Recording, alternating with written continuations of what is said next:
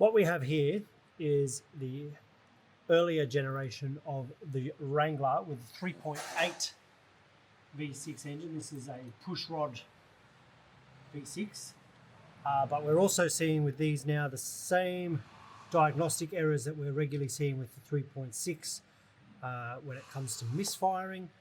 People are loading the parts cannon and just putting plugs and coils on them, and this is one such example that we've got here. Came to us from another shop, plugs and coils in it, and couldn't work out why the thing was misfiring. Turned out it actually had a blown head gasket, and this is the gasket here.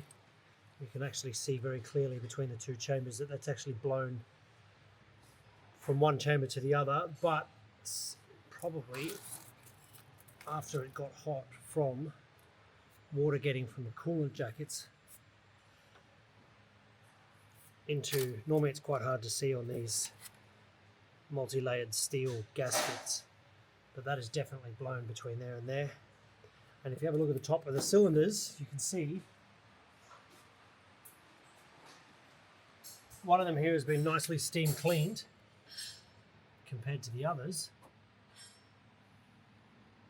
and that's because that's had coolant running in there and obviously boiling and then turning to steam, and quite literally steam cleaning the top of that piston for a little while now. This front piston here, you can see it started to happen after the gasket blew between. You see it across there, it's staining. So yeah, don't just put plugs in a misfiring Jeep.